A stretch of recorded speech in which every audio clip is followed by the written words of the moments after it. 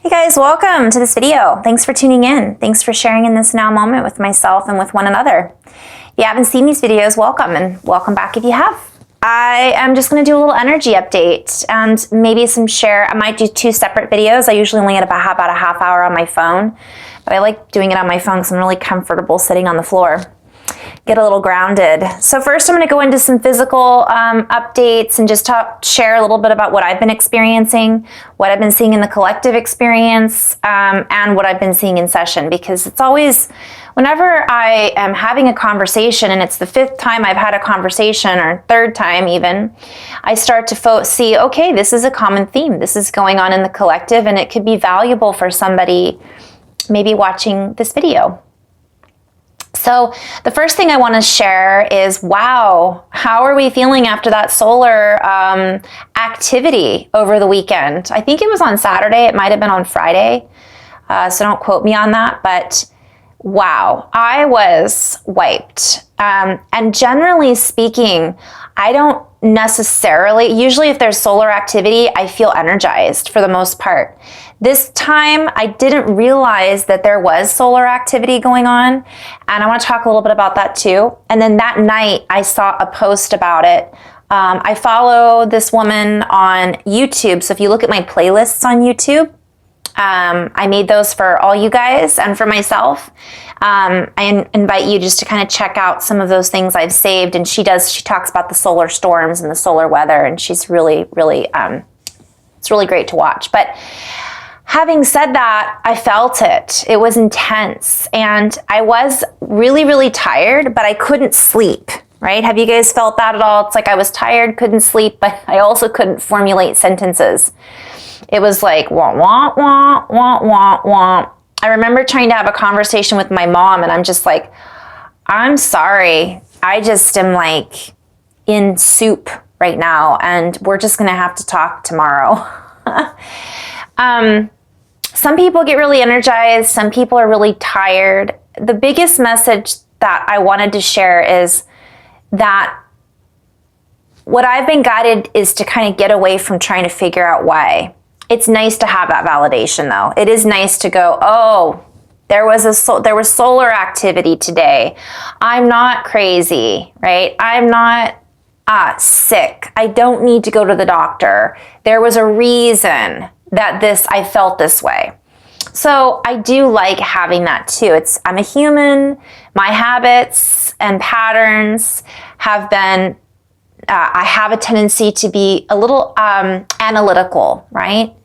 Which can be helpful for us, right? That left brain analytical. But part of what my guidance system, my higher self, me, spirit, source, whatever we want to label it as, I've just been like, relax. It may be the sun. It may just be that we're going through upgrades. It might be that we're having a cellular memory come up and we're processing it. There's been a lot of science that I've been receiving articles about that are backing this up. So some people, we hear, oh, the body is changing. It's been a kind of a narrative of the spiritual community for a while now, that the body is moving into this crystalline, more crystalline. It's becoming more of a tuning fork than it already was. Everything is shifting. Everything is responding. We're morphing. We're evolving, right? And I've been seeing article after article to support this. I've been seeing people talking, there was a new body part that I read about, and I lost the article because, they come in but it was saying that doctors or scientists discover a new body part in the human body. And it could have been like an organ. It might have just been a bone. I don't really know, but I thought that was interesting. We're learning new things all the time. I see articles all the time about just discovered new neurons in the brain, or just discovered certain things about gray matter in the brain. And I remember writing about Castle of Grayskull like so many times, because the brain is not, we don't even know what we don't know, right? I always quote Cryon on that. You don't know what you don't know. And so things are starting to be discovered. And I did a live yesterday with a couple sisters of mine and dear friends. And we were talking about just these changes a little bit. And I was kind of feeling like, what if they've been there the whole time and we just didn't know that they were there? But on the flip side, what if that is new? It's something that we are developing. We have evolved. And from what I have been shown is it's both. So I'll talk about that in just a moment. But essentially, the biggest message is meet ourselves where we're at. If we need sleep, give ourselves sleep. If we feel thirsty, drink water. If we feel like we have to change our diet and it's not based on the narrative about what other people have told us it should be, that's okay. Because it isn't about their journey. It's about our journey. It's about what our individual body needs, what our blueprint, our own individual fingerprint carries within it. Some people may be going through, collectively I'm seeing solar plexus, I'm seeing heart, I'm seeing third eye, but people don't necessarily all go through that at the same time, the exact same ones. Somebody might be experiencing a heart awakening, cracking open, feeling all of these emotions, and another person might be going through a stomach awakening because they just had a series of colonics. And so we cannot base, and another person maybe has already resolved quite a few densities and karmic resolutions, and another person is still resolving karma, which can manifest in the body and the cellular memory in different ways, in different needs. So meeting our body where we're at, and again, gentle reminder, I've talked to a couple people and they'll say certain things in session or in conversation, such as, I shouldn't be this tired. I don't like feeling this way. So I invite you guys to maybe reformulate that sentence if that's something you're telling yourself. I don't like this. This doesn't feel right. Because how should it feel? We haven't gone through this in this way before. This may be the first time in our lifetime that we're experiencing this. So how should it feel? How would we know what normal should feel like when there is nothing the same as it was 10 years ago? And the body, what is it, every 7 years, right? It cycles. I feel like that has sped up. It's not 7 years anymore. Now it's like change. Okay, today I need sleep. Okay, today I need to exercise. Today I need to run. Today I need to do yoga. Today I need to just sit and not do anything. So it's opening up to our vessel of information, because our body is constantly feeding us information as we are feeding it information. It becomes more of an exchange and a relationship rather than a ball and chain is what I'm hearing. You know, how often have we been like, oh, I wish my body was this way, or I wish that I felt this way. And there is a certain truth or amount of validity to saying, I'm just going to keep going and I'm going to push through it. And that does work sometimes. Sometimes that's what we need to do, is push through, because it might just be a short little moment that we're integrating something and we don't have to completely shut down because we're integrating it. Sometimes we can push through it, but it's definitely not always. And because that becomes, is that pushing through our ego saying, I have to go, go, go, because if I stop, I might be forced to look at what's coming up. Or I have to go, go, go, because that's what all my coworkers do. Or I have to go, go, go, because otherwise I'll be disappointing myself. Those are all questions we're being invited to ask ourselves. Are those things that are coming up for us? And that's a perfect opportunity to go, wow, okay, who does this belong to, right? My friend Kat always reminds me about that. So recognizing, who does this belong to? Why am I eating this food? Is it because somebody else told me I should or shouldn't? Why am I watching this show? Why am I tuning into this? And this is maybe for another video, my famous, not so famous, but That's for another video. Let's talk about that briefly, because if our bodies are going through these changes, this also means, and I brought this up in the live, we were talking about this I was talking about this with my dear friend Jess and Candace. Nutrition. Nutrition comes in all forms. Energy is energy. So if we are doing a cleanse and we're purifying our bodies, what are we doing to purify our emotions? What are we doing to purify our mind, our thoughts, our beliefs? All of it, everything's connected. So not only are we purifying our beliefs about our body and what we should or should not be feeling, we're really being invited, from my perspective, to just sit back and honor and be that witness, a compassionate witness. Have compassion for ourselves. Sometimes pushing our body isn't what our body needs. And sometimes that isn't what our mind needs. Because when we're just completely relaxed, can we shut everything down and go into hibernation for 24 hours so that everything can kind of reset, reorganize, if you will. I keep getting that as a word that keeps coming through. Organize, reorganize. Clutter. What is clutter in our world? And sometimes that can be the nutrition that we're feeding ourselves about what's going on in the narrative for the collective experience. This may also be going on in our own narrative and our own collective experience. So I want to dip into that as well, because this is an energy update, not just about the physical body. I've talked to several people this week who are educating themselves, is what they've called it. That's the word that I've heard several times from several different people. They're educating themselves on what's going on out in the world. Now, the question becomes, there's these layers, and what I was invited to share and ask myself was, what narratives am I feeding myself? And how are these narratives providing nutrition for myself, higher self? And I recognize that some of the old things that used to provide some form of energy that I could use to integrate, to work through shadow, to process, are no longer relevant for my advancement.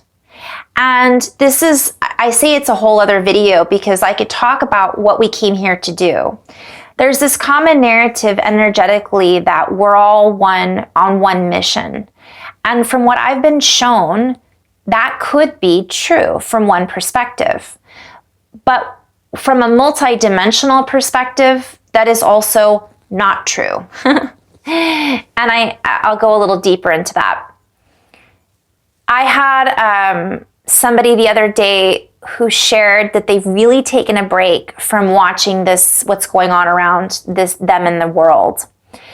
Yet their day consists of watching about 5 different educational videos or podcasts that are non-mainstream, informative groups. And so you guys can fill in the blanks. That can be about the political realm, the financial realm, health and our bodies, and what's going on socially, which all of it's connected, of course. So let's say we listen to 5 different broadcasters or narrators that share with the world truths about certain things. I also came across several people who do the same thing with the mainstream. We'll say the mainstream narrative. So they are educating themselves on what's going on with all of those other areas, and we've got 2 polar opposites of what they are chewing on, so to speak, what they're ingesting and digesting and investing in energetically. Because whenever we give our energy to something, our focus, our intention, we are essentially bringing that into our reality and making it part of us. And we can either integrate it, digest it, ignore it. We have the choice of, number 1, tuning into that. Number 2, bringing it into our awareness and our reality. And number 3, doing something with it, right? Energy is energy. So both ends of the spectrum felt like they were really feeling good about this because they really realized what was going on in the world. I guess I'm just going to roll right into this. This might be a 2-part video because it's a pretty long and infinite subject. And while I would say I'm not here to share which truth is right or wrong, but I want to just talk about energy for a moment. Both of those examples, the question becomes, both of those individuals I'm going to use as an example. I've been there, by the way. This is no hierarchy or judgment. This is just a sharing of what I have experienced in my own reality and what I see come up a lot in conversation and in session, because there is this overwhelm and overload. For some, we might feel that it's giving us great benefit to be ingesting all of this information. But there's a couple different ways to look at it. One way of looking at it is, I'm an English professor. My job is this. My role is this. My mission is to share my gift of English and words and writing. Yet if I sit down and only watch information about science and math, is that giving me the nutrition and value that I need to put into what it is that I feel I came here to do? And it's nice. I like to dip my toes in all the pie, all the water, right? I like to dip my toes over here and kind of get a little bit of everything. But there can be a point when that can be too much and it can be very overwhelming. And then the question becomes, who is this benefiting? Is this benefiting me and my higher knowing and my expansion and expression for who I really am by knowing all of this? And the answer is no. Sometimes yes, sometimes no. So that's something I've been guided to ask myself at times. Is this benefiting my highest and greatest good? Is this helping me on what I feel I came here to do? And that's one narrative, by the way. From another perspective, I came here to be a human and have a human experience and to create. So let's get away from just that example. And I came here to create whatever it is, fill in the blanks. It might be English, it might be science, it might be living life as a mother or a father. It could be all of those things, right? You might be a teacher that teaches all of those subjects, or a student of all of those subjects. But again, the question, I want to bring this back into our bodies for this particular video. So we have one perspective is those that watch the mainstream narrative are feeding this anger and fear, right? But on the other end of the spectrum, there's also a lot of anger and fear that's going on in the other narrative of the other divide, we could call it. And then there's somewhere in the middle. The question doesn't become what are we, if we're right or wrong based on what we're watching, based on what we're drawing into our reality. It's, are we balancing that out and feeding ourselves with our nutrition that we are required and or that our body requires, and that our soul is that soul food, right? So there needs to be this balance, and a lot of people are addicted. So I want to talk about that because it's cortisol. So either both of those examples that I used can trigger feelings of sadness, of frustration, of anger, of judgment, of blame, of feeling like a victim, of projecting victimization onto others. All of that, I could go on and on. And you fill in the blanks about any of the subject matter because it's a lot. And that then raises our cortisol. It changes the hormonal communication in our cells, in our lymphatic system, in our gut, right? And what it does is that if we aren't balancing that out by breath work, by movement, by unplugging and allowing ourselves to ask us, who does this belong to? How do I feel about this? Intuit from our own intuitive, yeah, this is going to be a 2-part video because there's so much to go into here. Expression, what this is doing for us in the long run. Is this helping me help? Well, I want to even get out of this service, this idea of service. So let's kind of take a step back. Just focus on the body because I kind of just went, boop, squirrel everywhere. So if we are in that space, we are not being of the highest service to us, if we want to just use that word briefly, because our body is in this flight or fight response.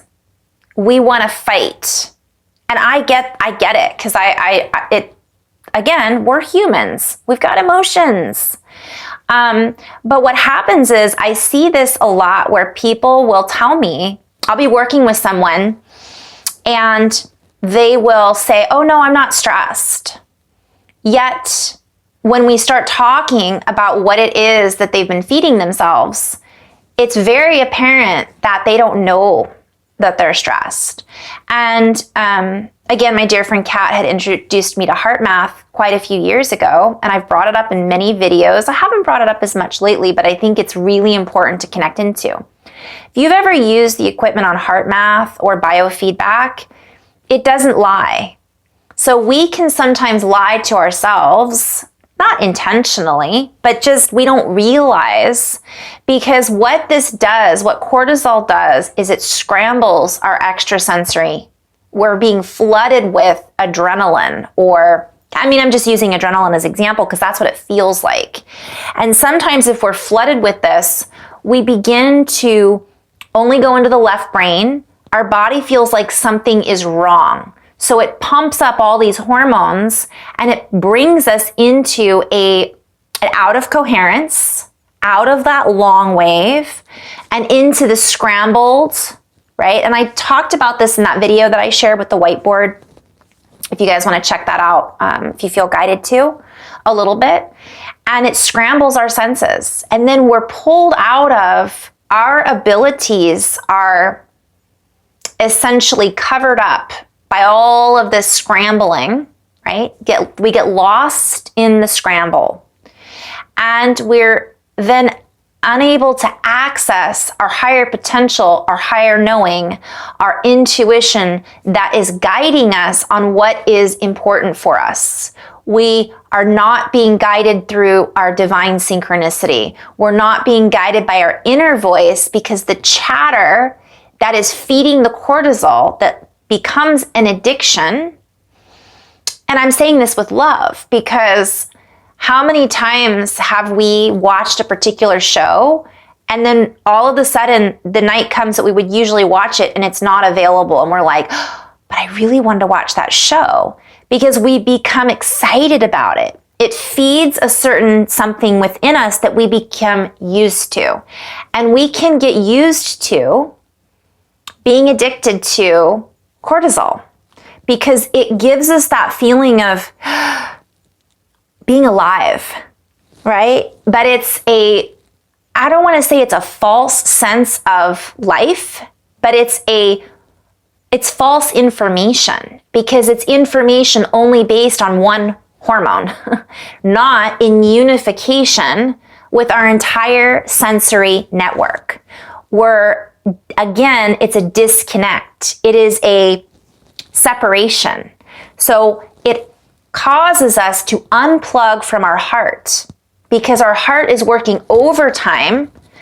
Our organs are working overtime to try to balance out this chemical that can be used for greater good, but is being overused because of what we're feeding our system, if that makes sense. And so we unknowingly think in our left brain that we're doing the right thing. But this is actually flooding our extrasensory ability, and it depletes our energy. It creates dis-ease. Our body is not at ease, so we feel anxious. On top of all of the physical changes that we're going through, feel anxiety. We feel heart palpitations, and then these solar flares kick off, and we're even more anxious, or we're affected by maybe, let's say, some extrasensory abilities are kicking in and we're not balancing it through our heart. So we feel sick to our stomach, we feel overwhelmed, and that's the extreme. The other end of the spectrum is we don't realize that's how we feel. So I bring it back to the heart math. You plug in and you breathe and you do your breath work. And oftentimes when I first started doing it, and I haven't done it recently, I got into a habit where I could feel if I was in coherence or not. And that's the whole reason. This brings me back to the beginning of what I was saying in this video. When we're in tune with what our senses are telling us, we know intuitively when we're not in coherence. But if we're not consistently aware of what that feels like, we don't know what we don't know, because we haven't consistently allowed ourselves to access that feeling and kept it so that it becomes a habit. So again, I drew on that whiteboard in that one video. I think it was like 4 or 5 days ago, if you feel guided to watch it, but we don't hold it. We feel bliss or we feel joy and we feel coherent for, let's say, 10 minutes of our day, but then those 5 videos come in or conversations with our coworkers, and because we're not used to holding that pattern, but guess what we are of coherence, we go right back into fight or flight. And it can be very subtle. It's almost like a low scramble, right? And not to mention all of the other environmental additives that are in and around us, our cell phones, our computers, the towers, everything, right? So it becomes we become scrambled eggs. And Dan Winter talks about the Humpty Dumpty story, and I didn't know this. So the egg gets scrambled.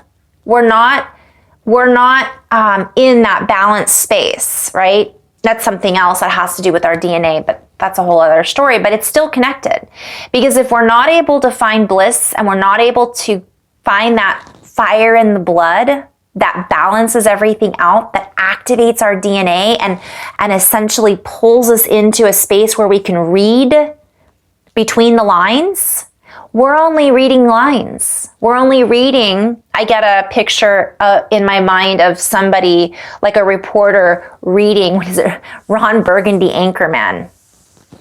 Go F yourself, San Diego. Whale's vagina. I'm sharing that because we're reading off a teleprompter. We're reading off of a habit pattern. We think we're getting the message, but it's scrambled. And so we are getting a message that is based off of a fight or flight, fear-based response. And it can be very subtle. It's sneaky. We may not even realize that that's what's going on. And this is where it all comes back into, have I done my meditation, right? Have I done any breathing today? Am I holding my breath? Am I feeling pressured to make a decision? And if I'm feeling pressured to make this decision, am I in a space of coherent balance so that I don't react to the situation and instead I feel what's going on, and then I make a choice based on balance and not based on extreme polarity. And again, it's very subtle. So if you haven't tried Heart Math, it's not that expensive. You can purchase, I believe there's an app on your cell phone. I purchased the actual app that Dan Winter has. Ooh, what's it called? Give me a second.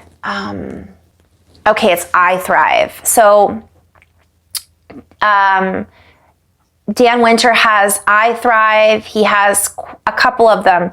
And I will say that I find them a little confusing. If you're just like, keep it simple, Heart Math is very easy. I know that Dan Winter does a lot deeper work with the I Thrive and the binaural beats that he has available, but you do have to spend a little time understanding it, whereas HeartMath's a little easier to use. And so that's something to kind of play with. And you feel it kind of move through your body in such a way that you actually feel relaxed. And then when you get into the habit of being in that space, when you do tune into, let's say, the narrative that you want to educate yourself on, if that's what you choose to do, all of a sudden, there'll be certain things that you will be able to read between the lines. And that's where I want to go next. And again, this is going to end and I'll do another backup video. So apologies on that if you feel guided. The narrative that we're tuning into, our intuition is heightened if we are practicing using it. So there is this idea of our emotions giving us that gut feeling in our stomach. Are parasites giving us that gut feeling in our stomach where we go, ooh, I don't know if I want to believe that? Or is it our brain that's telling us don't believe that or do believe that? Beyond all of that, it's a knowing. We start to get in touch with our feeling, and we'll watch something and we will intuitively read between the lines and say, that person is reading off of a teleprompter and they're lying. They may not realize they're lying, but that's the energy behind the message that they're sharing. Or they're sharing information that is old information that is no longer relevant for my collective experience, because I understand, we read between the lines. Literally, we feel it with our heart, our gut, our third eye. We hear with ears to hear, and we see with eyes to see, and we're no longer feeling the need to necessarily listen to these 5 presenters a day to get that high. And I want to just kind of end on that before I run out. I think I've got a couple more seconds, but it is a high. Sometimes it's that feeling of, I've been told recently in session, hope, or this or that. It's still a feeling of, oh, could that be true? Okay, now it's outside sources feeding our cortisol, which then becomes an addictive pattern, a habit.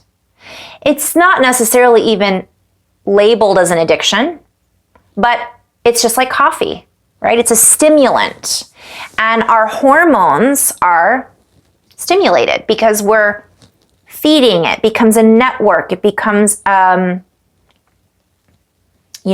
I'm going with this. So just honoring what we're feeling and honoring where we're at. So I'm going to end, and I'm going to do video 2 if you're interested in tuning in. On that video, I'll do some light language. In love and light, guys. Namaste.